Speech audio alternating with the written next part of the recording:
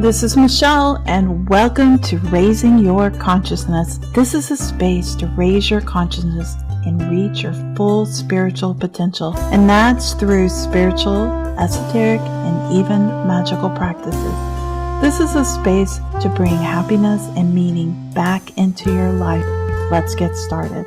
Good afternoon, everyone. This is Michelle Thompson, and we are going to be talking about as above, so below. I'm sure you guys have heard this saying before, and I was really kind of thinking about this when I was talking to one of my proctors. I was like, how do you explain this? Like, what exactly does it mean? When my proctor was explaining it to me, I was thinking, how do you explain that to people that haven't really had that kind of education? So what I decided was I was going to bring in one of my proctors that I have been talking about so many times. And she is so absolutely amazing. I'm just super excited for you guys to experience her presence and her knowledge. Welcome my co-host, Ema, my proctor, my beloved sister. Welcome to the podcast. Well, thank you, Michelle, for that really warm welcome. And I'd just like to say it is certainly an honor to be invited to your show. I've heard so many wonderful things about it, and I'm really excited to get to connect with you and your audience today. Well, I'm excited to have you, and I'm sure everybody is going to be honored just by hearing your knowledge. I wanted to talk to you about this particular phrase, this as above, so below. And I was thinking about this, and I was trying to really understand what the meaning was behind as above, so below. Because, if you take it literally and you think about it, most people are going to go, no, that's impossible because, God and heaven and the angels are there. And here we are on earth, struggling with all this pain and challenges and lessons.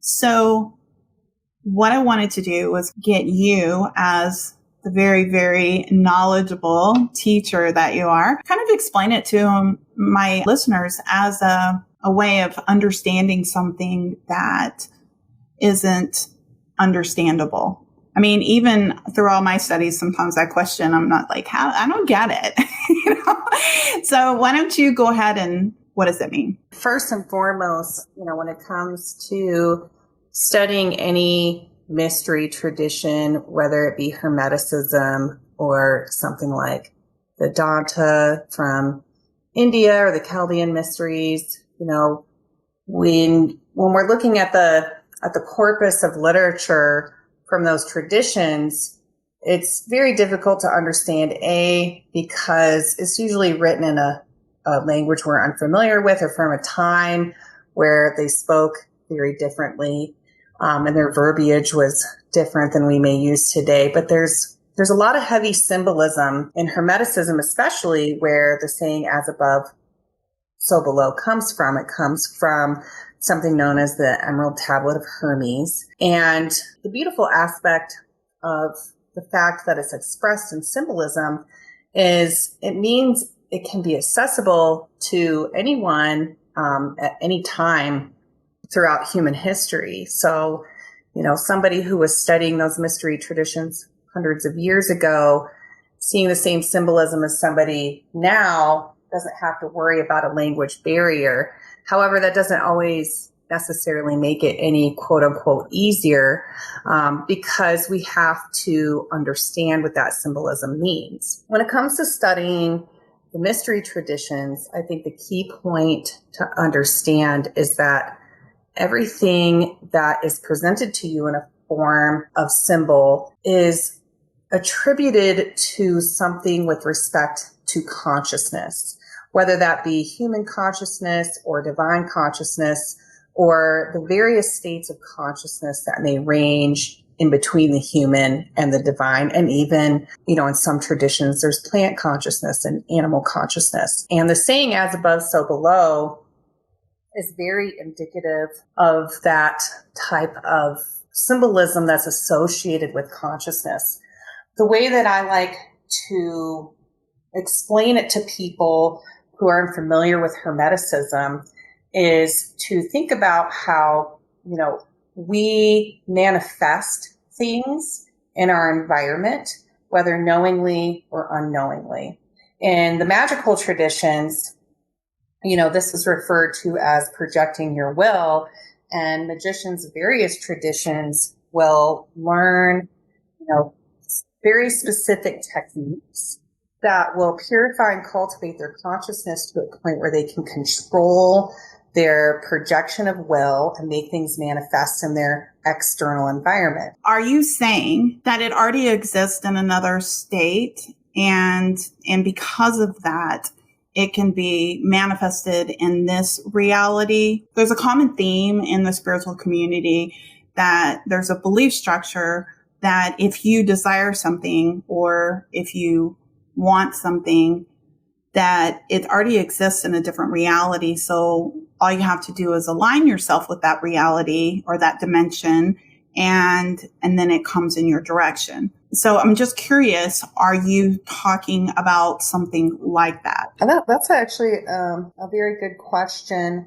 In my studies of various religious and spiritual traditions that have existed, historically and worldwide, there's a variety of different ways by which to express and explain the same concept. So there may be one person, for example, who considers the nature of reality to be similar to a quantum state of reality, where everything exists as a possibility until a choice is made, and then the result comes from that. But it's the choice that condenses everything into the experience that one has after they make the choice, or that there are a plethora of different realities occurring all at once, and that all you have to do is reach out and align yourself with the proper reality, and then it will manifest in your reality.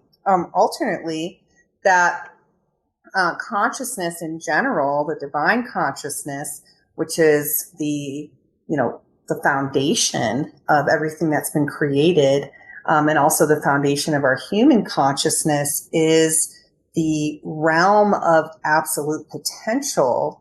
And if you dip into that realm by utilizing the proper formula through magical ritual or other techniques, that you actually formulate from that fundamental substrate of consciousness a new reality. So to me, these are all just different ways of describing the same concept, which is that there is unlimited potential that exists, and a person who is trained can very specifically bring something that is currently not in their conscious existence into conscious existence and make it a reality. Okay, so the answer is yes.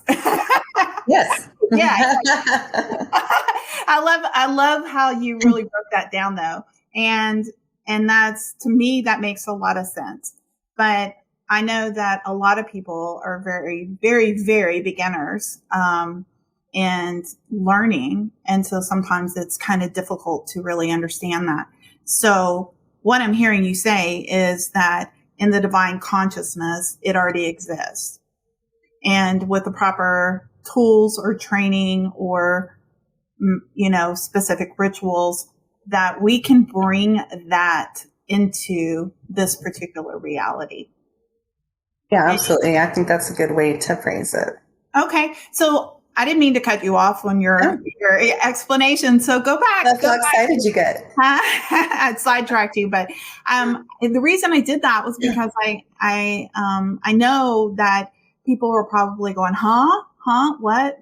So I wanted to kind of jump in and say, hey, wait, let's address what you just said so they understand what you meant. Okay. So continue, the as above, so below. So I think we left off at the idea of consciousness, right? Mm-hmm. So maybe just bring in a little bit of the side quest conversation we were having. If, scientifically speaking, right, coming from a spiritual, scientific perspective, if the foundation of everything is divine consciousness, and divine consciousness is unlimited potential. And that means that we are creations or mirrors of the divine consciousness. And in some traditions, even, human beings are considered to be the only creation that was made as a direct reflection of the divine, thereby imbuing us with special abilities to manifest things in the universe, because in those traditions, our purpose here, as human beings, primarily is to be caretakers of God's creation. So we're given the ability and the opportunity to create and manifest only as the divine itself can create and manifest. And so going back to the idea of as above, so below, I also like to think about it by rephrasing it as within, so without.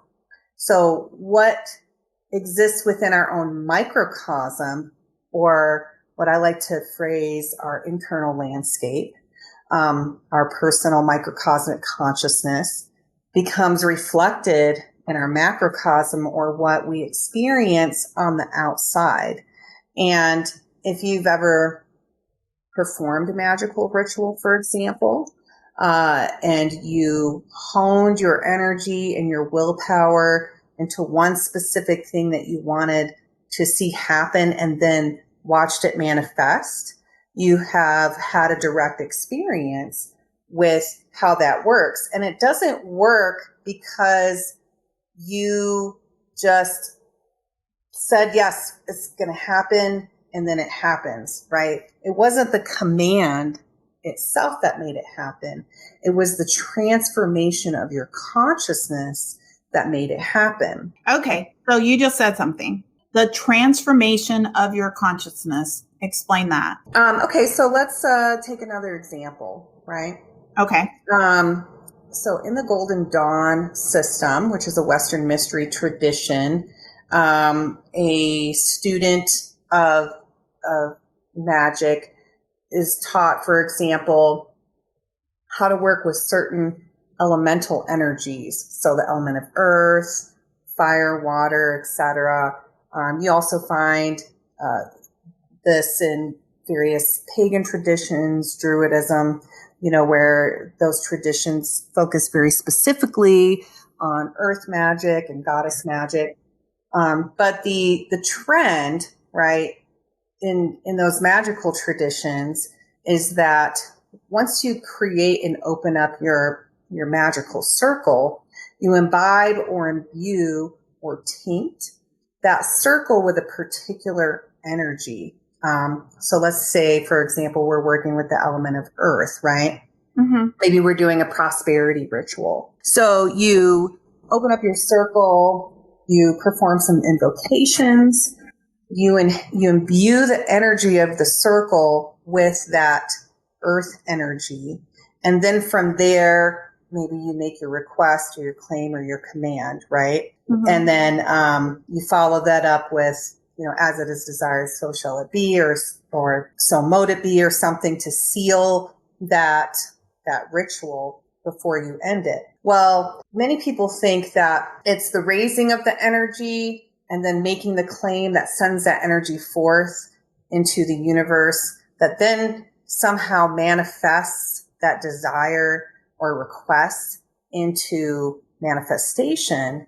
But the truth is that as you are existing in that circle with that energy doesn't just exist within that circle. It's now imbibing your own consciousness with that energy. So the vibration of your consciousness becomes aligned with the vibration of the energy that you have raised in the circle. Mm-hmm. And the claim that you make essentially is planting that seed of what you desire deep within your subconscious, which is a very powerful source of manifesting energy. We see this a lot in, dream dream work, path working, etc., where we're accessing those finer, more delicate aspects of our human consciousness. So it is that transformation of consciousness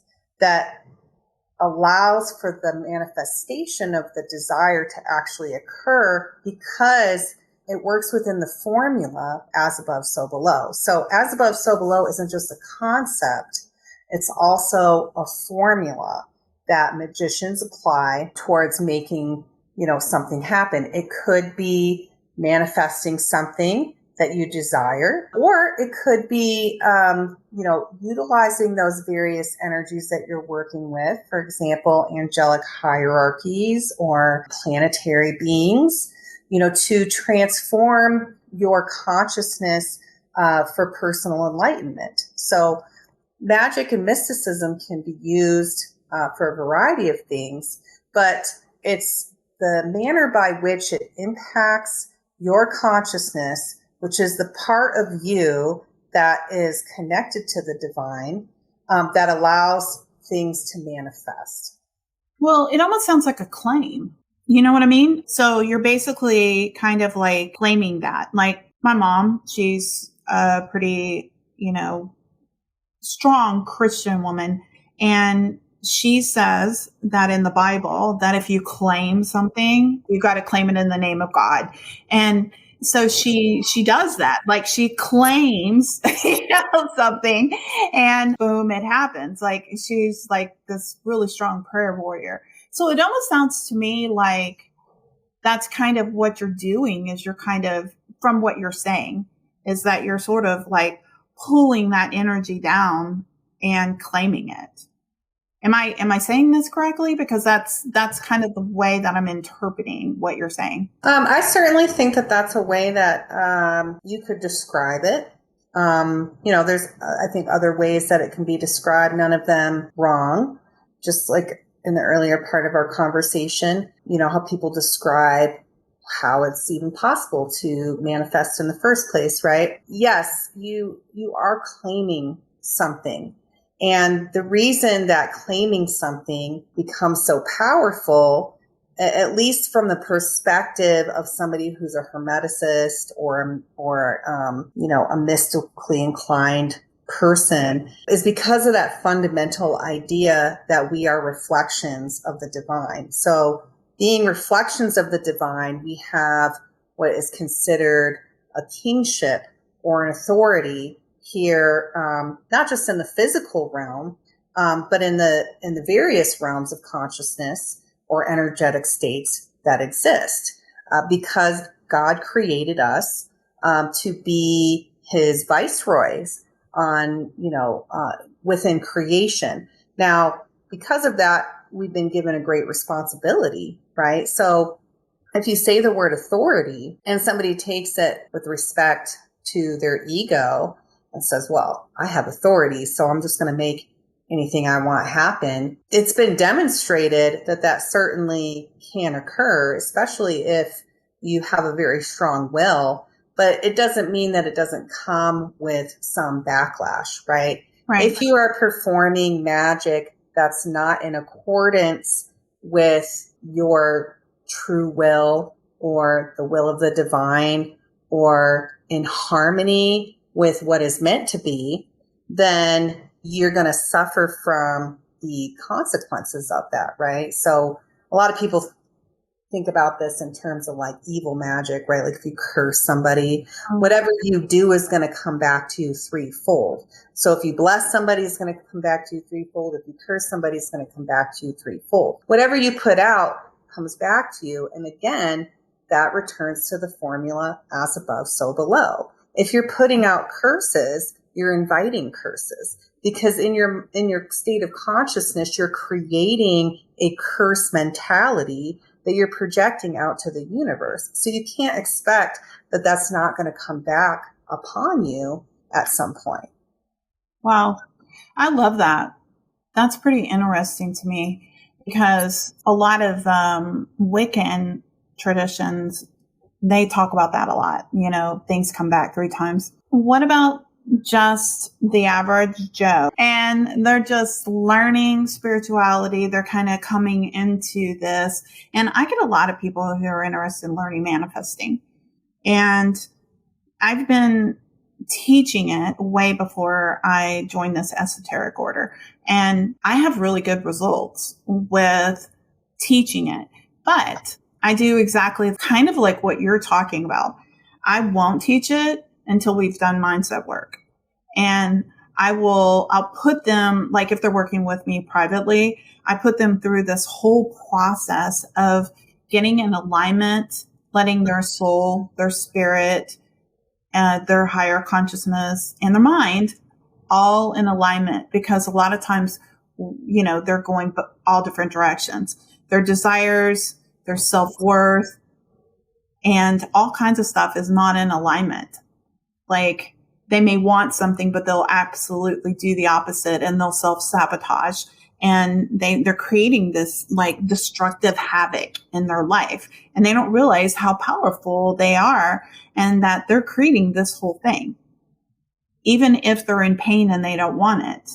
And they have no idea how to control it. And it reminds me a lot of like, what is that show called? It's like they have these three sisters, The Power of Three. I forget what it's called. But these three sisters, when they first came into their power, they were witches and they were born into it. And when they first came into the power, it was out of control. Like it was just all over the place, and one of them could move objects or freeze time. And every time she'd get upset, she'd, and this firebomb would come out of her hand and things would break.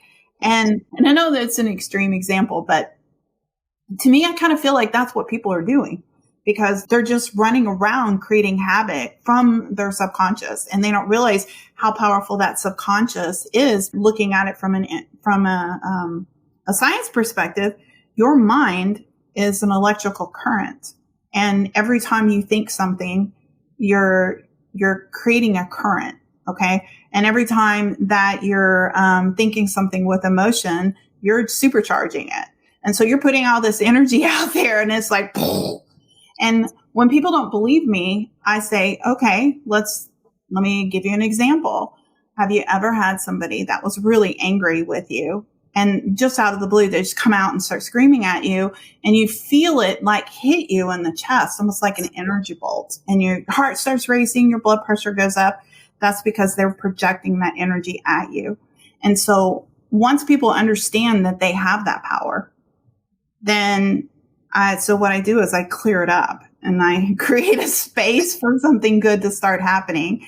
And when they're able to do that, that's when I start teaching them, because I'm not going to be responsible for teaching somebody how to destroy other people's lives, right?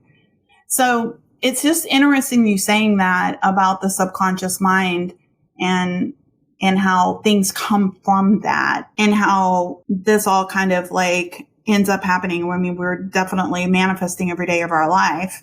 We just don't realize the power that we actually have. I want to kind of divert a little bit. You were bringing up this stuff about keepers of the kingdom, and it's our responsibility and our authority. What does that exactly mean? Let's go back and address that, because you kind of like intrigued my interest there. I'm like, wait a second, I want to know more about that. Explain that to me, because the closest that I've even heard of anything like that was in the story of Adam and Eve in the Garden of Eden. And then they weren't in there anymore. So maybe we should kind of explore that for a second. I think this is a very robust topic of conversation, because it can be approached from a variety of different perspectives, like so many things in the mystery traditions. Mm-hmm. There is the Kabbalistic and also the Christian perspective that comes from the book of Genesis, attributed, to both the Judaic and Christian traditions, where, Adam was made by God to be his caretaker of the Garden of Eden. And that even when they were expelled from the Garden of Eden, it didn't take away their divinity, right? God made Adam in his image. And so even though Adam was asked to leave the house, so to speak, right? It's not like those skills were taken, or even that responsibility was taken away from him or his descendants. So the Kabbalistic traditions and many of the Christian faith denominations really pull a lot of their own personal power in their practices, whether they be mystical or prayer practices. Remember you saying your mother was a prayer warrior. They derive that from that particular aspect of the formula that was given in the book of Genesis. But this isn't a unique concept to Christianity or to Kabbalism. It has been reflected in a variety of other mystery traditions throughout the world for many, many ages. And so there's the aspect of being the caretaker of creation, right? And that could be, to some people, that means, something very tangible and direct. Like, it's my responsibility to take care of God's creation. So I'm going to live a green life. I'm going to be vegan. I'm going to tend to plants and animals and, be an actual caretaker of this planet right here. But you could also look at it from the perspective of, elevating the collective consciousness of human beings. There's a belief in many of the mystery traditions that, we all have our individual state of consciousness, our microcosmic state of consciousness, but humanity has a collective consciousness as well that we all exist in. And that as every single person becomes enlightened, it enlightens and elevates the collective consciousness, and that, eventually at some point, all of humans will be enlightened and there will be no more reincarnation, and we'll all live again in something akin to the Garden of Eden, or in that divine unified consciousness again. So you could look at being caretakers of creation, from the perspective of taking a personal responsibility to become spiritually enlightened.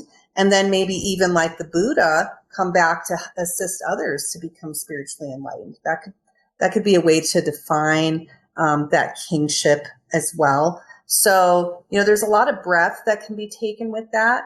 But the fundamental principle is that we are in essence divine. Our truest nature is a divine nature. And that gives us a responsibility that other aspects of creation, such as animals or plants, or even archangels and angels, don't have. They have their own responsibility. They were created in their own light through the divine to have their own purpose, whereas we were created as a fundamental essence of the divine, or reflection of the divine, however you want to describe that. And so that gives us a greater responsibility, like Uncle Ben said, with great power comes great responsibility. Wow. After you saying that, I kind of feel like we're doing a shit job. Some people would agree with you, but I think to myself, I've thought about that a lot, especially when you think about the the many horrors that exist in the world. But the truth is when you live in a binary realm, which we do here in the physical realm, there's going to be as many blessings as there are curses. And I kind of, on this topic really is, you have the choice whether you want to live in a cursed existence or if you want to live in a blessed existence. And if you cultivate your consciousness to be blessed and to bless others, then that's the life you're going to live, right? If you think about people that right? Mm-hmm. Think about people who are happy, who are fulfilled, who are leading satisfying lives. And it seems like it doesn't matter what they do, they become accomplished, almost just like the world unfolds in front of them, right? Mm-hmm. Talk to them and ask them, what's it like on the inside for you? What are you thinking? What are you feeling? and watch how they behave and treat other people. You'll notice that those people who are living a blessed existence naturally are calmer on their interior. They think positively. They engage with other people positively, and they certainly don't bring into their sphere of sensation or their core group people who have what I refer to as a poverty mentality, because they understand that's infectious, right? They may be willing to reach out and help somebody, but they're not allowing people with a poverty mentality to, be incorporated, into their sphere. If you look at people who it just seems like everything sucks all the time and they can never catch a break, and, it's complain, right? What's going on in them? Everything inside is chaos. They have no faith. They look at everything negatively. And if you take those two types of people and you present them with the same situation, one person will, even if it could be defined as something that is bad, right? Like getting into a car accident or something of that nature, the blessed person is going to naturally be inclined to look at that for the silver lining. Well, what's the lesson here that I was meant to learn? Or what opportunities does this give me? Whereas other person is going to say, oh, woe is me, everything sucks, see what happened to me again. Now, as a little homework for your viewers, go on YouTube and look up interviews with billionaires and listen to what they have to say. All of them have very similar fundamental qualities. They don't believe there's limitations to anything. They surround themselves with people who have prosperity mentalities, people who look for the opportunity in anything. Oh, they didn't get this job? That's okay. That means all these other opportunities have opened up for me. I don't have to pigeonhole myself over here. What else does that mean exists for me, right? They have that kind of mentality. Whereas people who are living lives, where they feel tortured and unhappy and depressed all the time, never look for the opportunities and things. Even if something is given to them, they'll find a way to do things like self-sabotage, right? They manifest what is inside of them.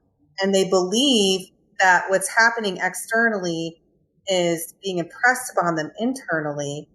It's called an external locus of control, whereas the people who have the prosperity mentality work from what's known as an internal locus of control, which is I have control over myself, and what I want to make happen is going to happen, because even if it didn't happen in this way I thought it would, that means there's many different other avenues by which I can still make it happen. So they don't put limitations on themselves, and they certainly never look at anything as being degradatory or inhibiting to the future that they see for themselves. Wow.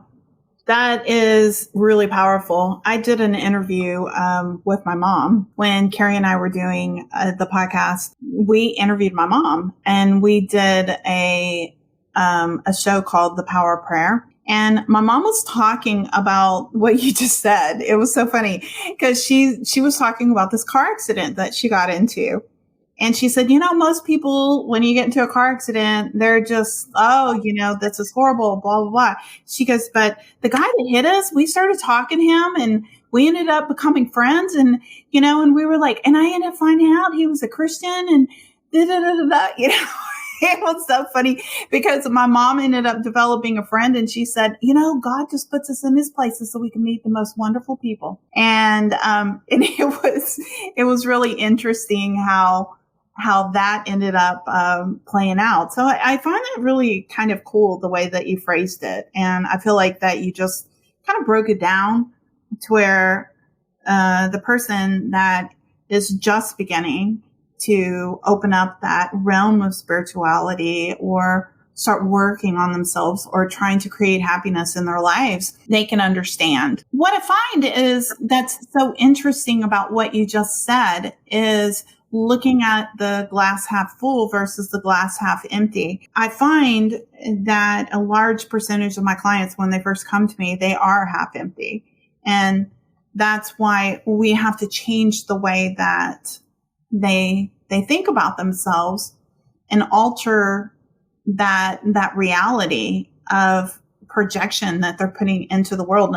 And it's funny that you said all this, because as you were saying, and I was thinking about my life, and I was thinking about how there was always these financial struggles. It seemed like I was borrowing Peter to pay Paul. It seemed like there was always this bad luck that hit me. I couldn't seem to ever get ahead.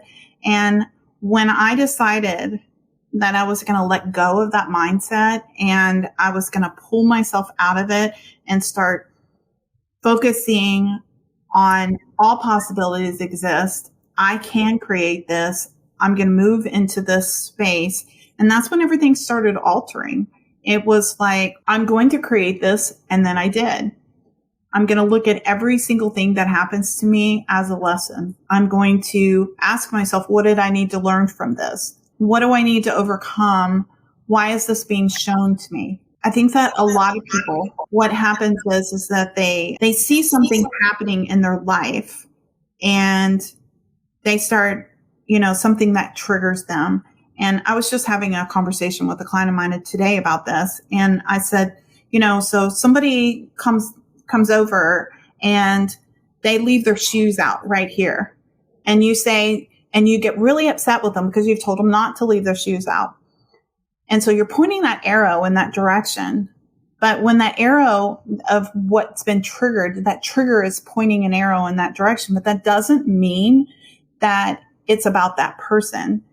It's about somehow or another in your childhood, you got in trouble for leaving your shoes out or something. And so what's happening is there's this internal subconscious reaction to that particular thing. And that energy is being pointed in that direction for you to look at. So you can reflect on yourself and say, what is it inside of me that I need to release? Because it's not happening now. Nobody's punishing you. Nobody's getting angry with you.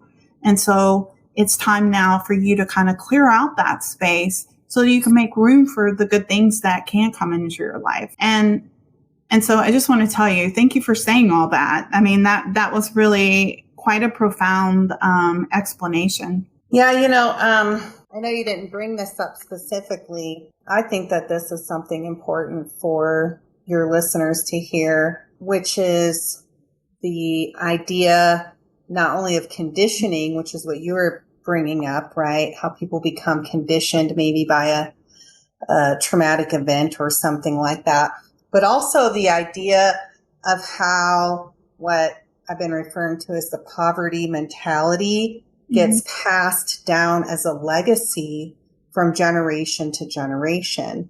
And I had a very blessed set of life events from when I was a child into where I am now, where I got to really see how that works, because I grew up in a very poor family. And, when I would come to my family and say, hey, I would like to learn how to play the violin. Oh, no, we can't do that. We can't afford it. Well, I'm interested in science and math. Can you help me with my math homework? Oh, no, we don't know how to do that. And well, you're either just born to be good at math and science or you're not.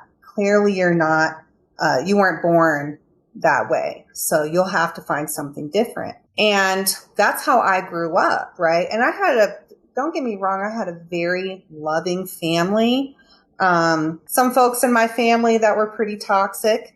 But in general, I had, my grandparents were very supportive and sweet, but they didn't realize that they had that poverty mentality that had kind of been impressed upon them, right? You stay in your place. You're born to be good at something or you're not. If you're not, you go do something else, right?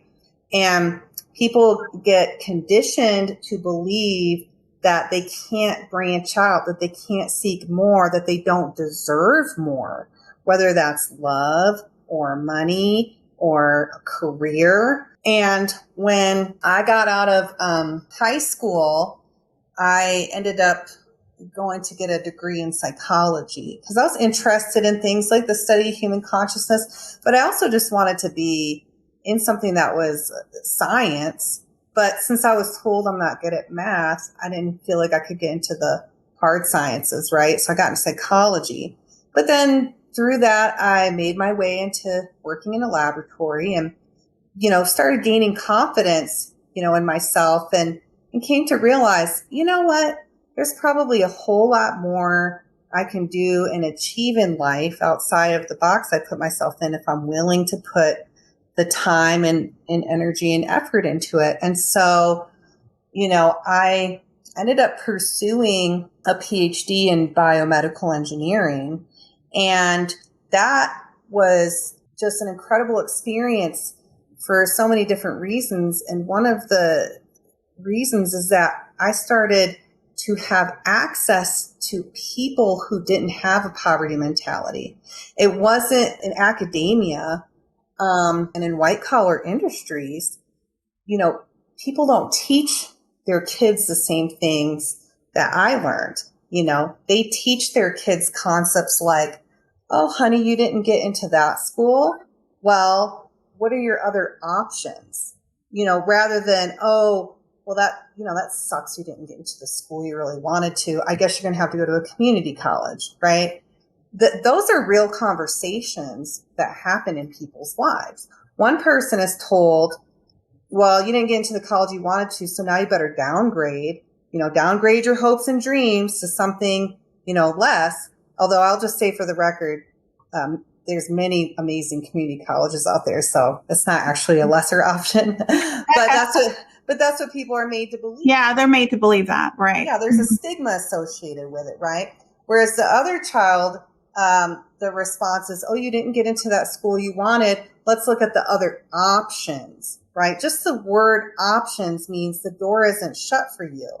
And when you consider, your other options, well, all these little worlds start opening up for you. Well, hey, if I go to this school, then these are my options. And if I go to that school, these are my options, right? And a whole new subset of different futures is opened up for somebody that has options, right? That's how I came to really realize when I was going to grad school and getting my PhD, that people are conditioned to have a poverty mentality, which to me is a mentality where you stick yourself into a box and you don't believe you can achieve anything more, or that you don't deserve anything more, or that you're just not worthwhile to gain more, versus people who, are told, okay, look, you made a mistake. Let's learn from that mistake. Failure isn't failure. Failure is an opportunity to learn something and better yourself so you can come back and do even more, right? When you start thinking about everything in life as a building opportunity for you, then you start to really transform how you think about life and what you can do and what you can achieve. And you do start to see that there really aren't boundaries, No, there's no boundaries. And, I was told when I first started my business, they basically told me it was stupid, like by everybody. They were like, can you make a living at that? And, are you going to get a real job? And how are you going to survive? And how much longer are you going to do this before you actually start working again? And somebody asked me what would happen if I failed. And I said, I don't have a choice. I have to make this work.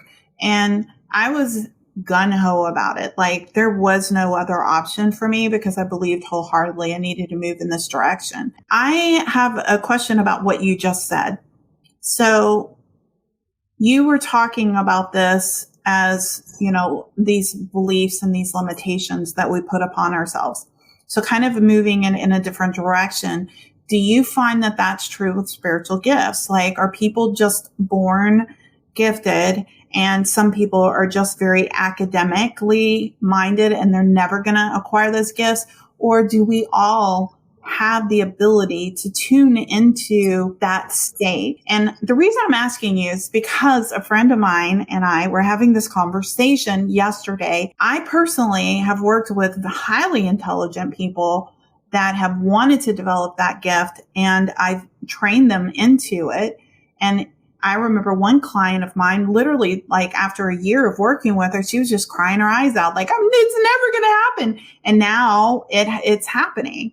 And so I do believe personally that if you have the will to do it, but I was just kind of curious, like what your thoughts were about it. Do you find that's true for spiritual gifts as well? First, I'd like to say this is not a belief I have.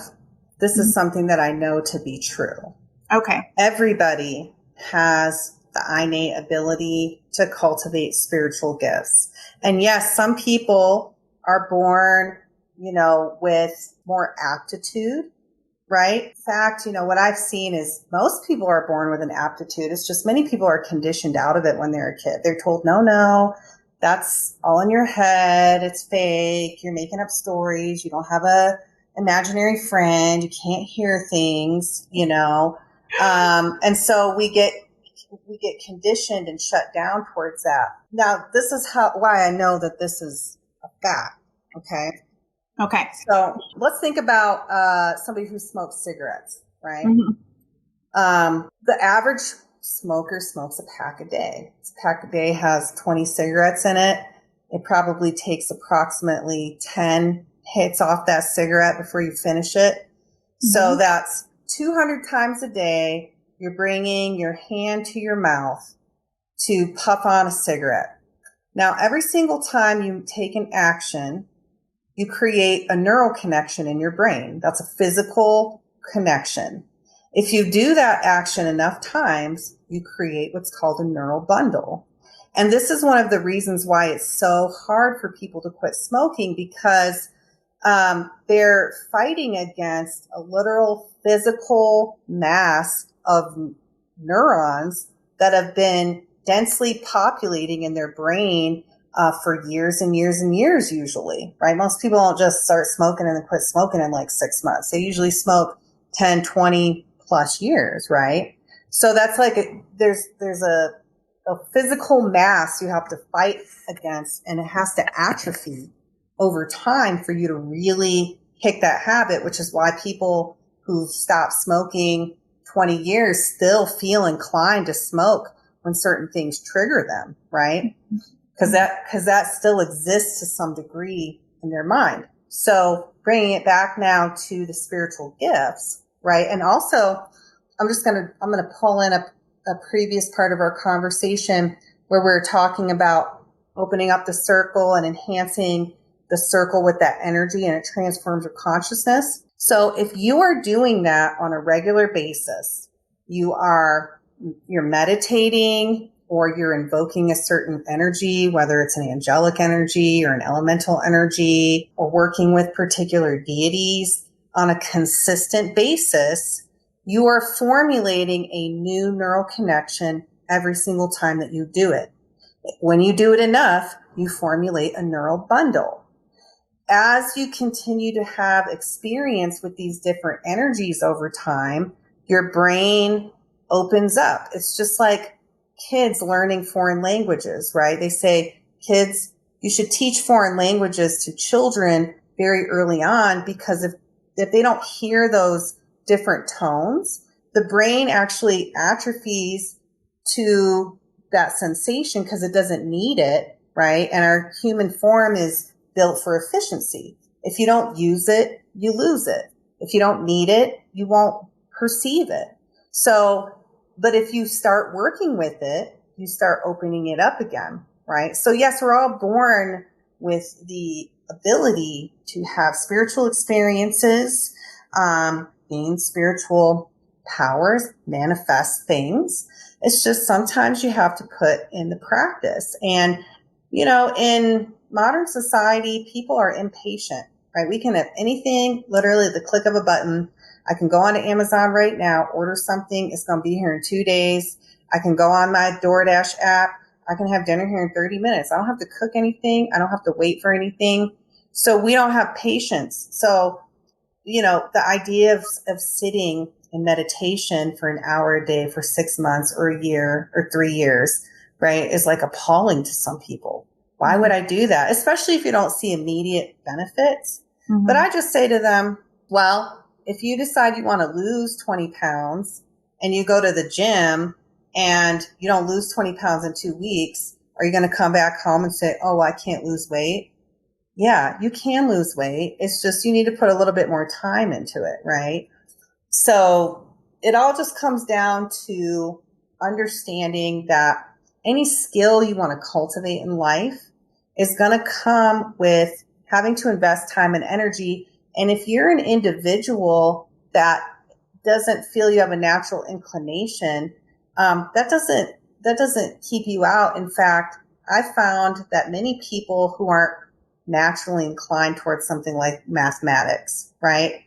If they practice it over and over and over again consistently, often become far better than the person who did have a natural aptitude for mathematics. Because when something comes to you naturally, it's easy to take it for granted, right? But if it doesn't, and you put a lot of time and energy into it, that means you're practicing it more. So, to summarize, if you're somebody who's really good at math and you put in 10 hours a week into your math homework versus somebody who starts out not being very good at math that puts in 20 hours a week into their math homework, and they're doing this for 5 years, each of them, the person who's putting in 20 hours a week at the end of 5 years is going to be far better at math than the person for whom it seemed to be a natural gift, because they're constantly reinforcing it. They're opening their mind to the abstract concepts of math.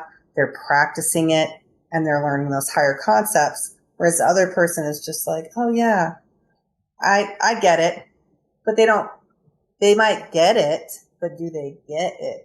Yeah, that's the question, right? Yeah. Wow, that's so interesting. I think so many things are going through my head right now while you're saying that. So I'm going to kind of go back to the thing about the neural bundles. Okay. So I can understand logically about creating a neural bundle and neural pathways. I get it. I studied all that stuff. I understand it. I talk about that all the time. And I understand that for when it comes to habits or just the habit of yourself and your own personal negativity and these structures and rhythms that you create, that you get into the habit of, that's hard to break. However, it's interesting that you brought that up in spirituality.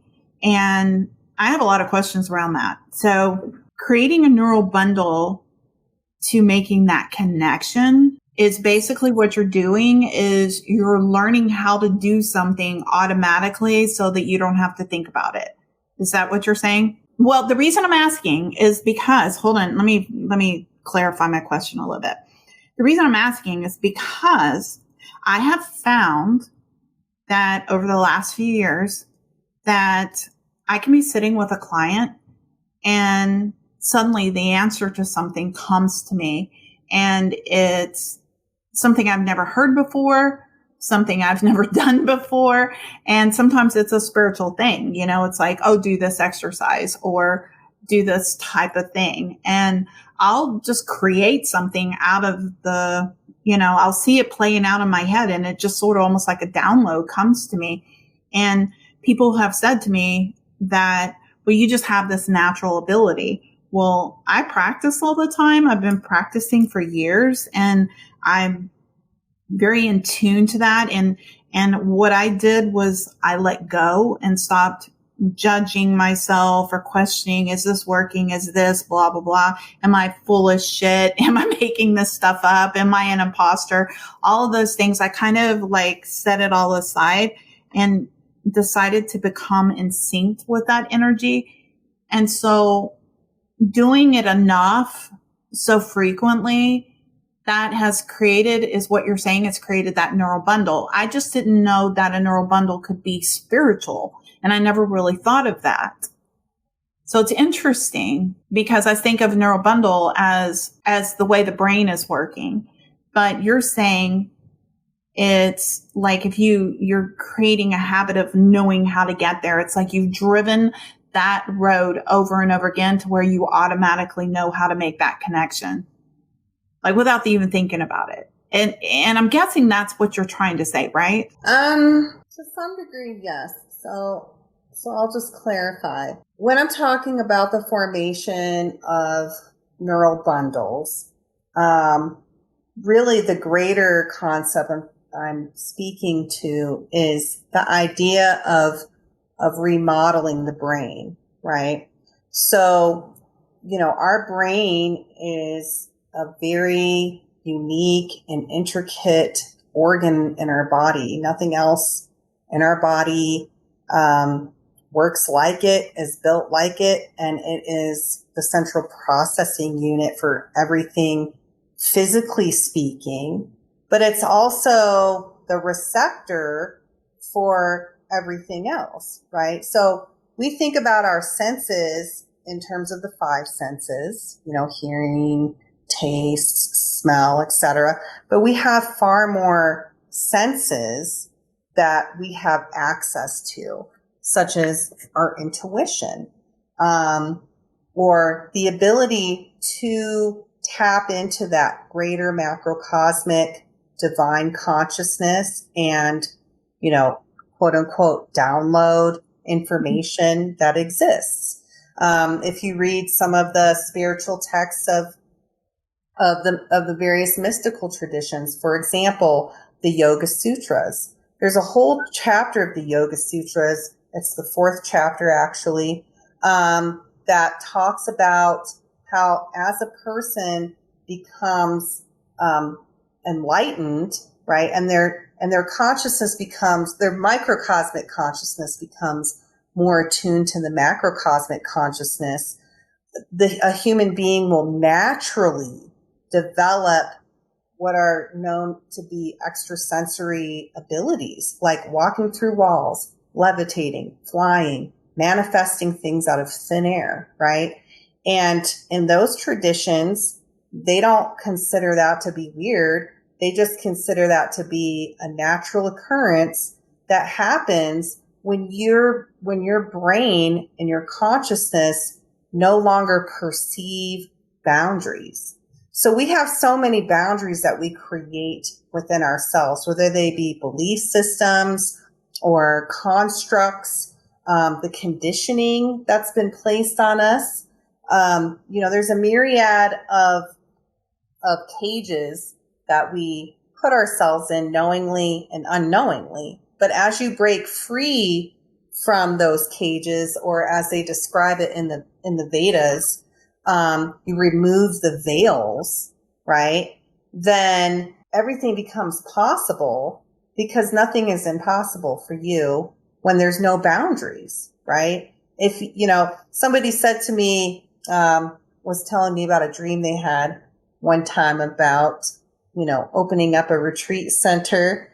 And they said, oh, I think I might need to get $2 million for that.